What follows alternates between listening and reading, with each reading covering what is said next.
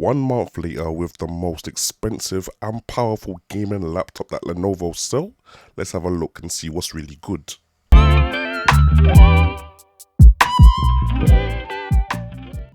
Yes, what's good people, I'm this man like Jamo. We on that Legion Pro 7 Gen 8 1 month later. I think this is just one step below Lenovo's fastest and most powerful gaming laptop, but it's still no slouch.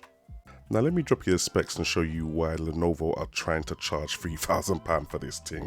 We're talking 13th gen i9 processor, 32GB of RAM, TB of storage, a 16-inch screen, 2K resolution, 240Hz, and it's 16:10 aspect ratio as well, so that's 2560 by 1600 as opposed to 2560 by 1440p, and it's got that NVIDIA RTX 4090 inside, battling any game that man throws at it. Now in terms of ports and I/O, I'd guess for this price point and this size of a laptop, it's got the right amount of ports that man would expect. Starting from the left hand side, obviously we've got USB-A 3.2 Gen 2 and we've got the Thunderbolt 4. On the left hand side, we've got combination 3.5mm headphone jack, you got the privacy filter thing for the web camera button, and then you got another USB-A 3.2 Gen 2 on the side there. Now the rest of the ports are hidden at the back, and to be honest, you got a good selection here. You got Ethernet port, you got a USB 3.2 Gen 2 USB-C port with display port alternative mode, so obviously you can use that as a display port. HDMI 2.1, two more USB-A 3.2 Gen 2s, and you got the little power port there as well. So not the worst port selection, but I guess at this price point I would have liked to see an SD card reader perhaps, or maybe even a secondary Thunderbolt 4 port. Now I'm going to be completely honest with you, yeah, the NVIDIA RTX 4090 is way too overkill for the 2K 240Hz IPS panel on this laptop. If you're playing games on the laptop itself, you're going to max out everything, like it's not going to be an issue. The only way you're going to get the full potential of that NVIDIA RTX 4090 is if you're connecting this laptop to an external display, which is 4K, maybe like a 4K 165Hz kind of display, or 4K 144Hz kind of thing, maybe even a super ultra wide 32:9 5120 by 1440p kind of thing. You know them dual quad ultra whatever they're called, fam. Yeah, them things there, that's probably gonna stretch the 4090 a little bit, but this thing is a beast. I'll show you some frame rates anyway, but they're just overkill. It's way more than you need. Kicking things off with Horizon Zero Dawn, you're looking at over 100 frames per second, max settings, 2K resolution, and that's without DLSS. If you put DLSS on, you're looking at 140, depending on which type of DLSS you set up. Like, the game just runs so smoothly. Yeah, it just looks wavy, fam. Now next up is Power Wash. I know Power Wash ain't a crazy aggressive game when it comes to frame rates, but here 2K resolution maxed out, we're looking at 170 frames per second, guys. Now I don't know if there are any esports warrior championships that include Power Washer, but if there are, then you're locked and loaded. Now talking of esports warriors, you know we gotta go in with some basic CSGO 2 max settings 2K. We're looking at frame rates that exceed 300 frames per second. It goes without saying again, if you're on the esports warrior thing and every frame matters to you, then this is the type of system that you need to be playing on. Now I wanted to show you guys some Dirt 3 here, not because it's a demanding game, but I accidentally forgot to plug the laptop in at this point, so it's running on battery power on normal settings at the moment, and we're getting like over 100 frames per second on battery power. You don't usually get that from a gaming laptop, so I'm kind of impressed.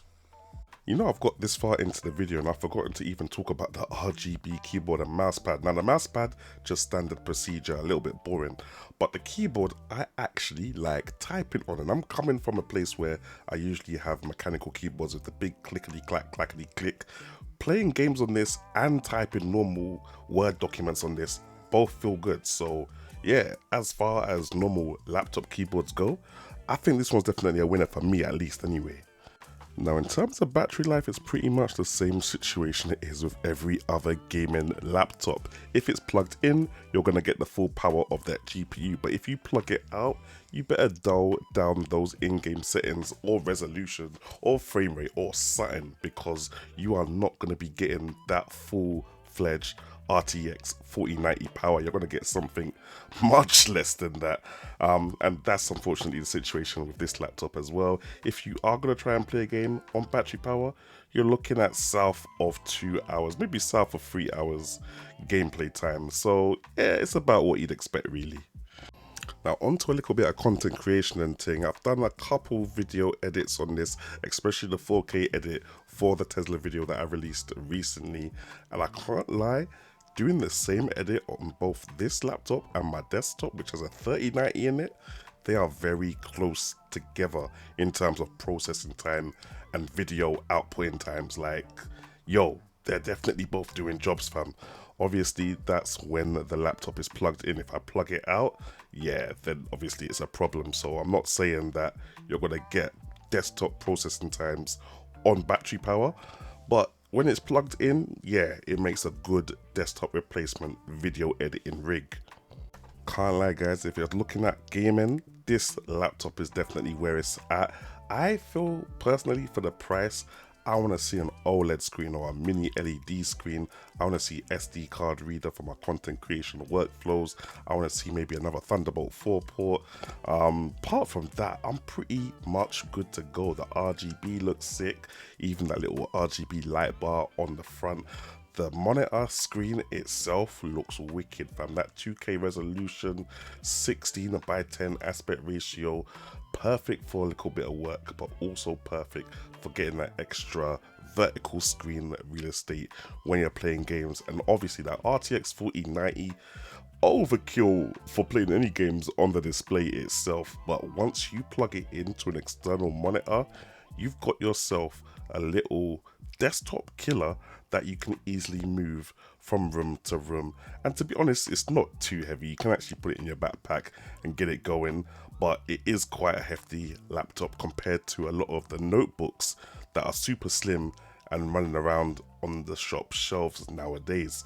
Now, for me personally, it's a bit too chunky unless I wanted a desktop replacement, and I know I'm going to be moving from office to office.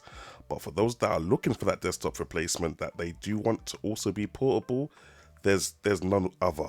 There's none other than this right here. This will do everything and more.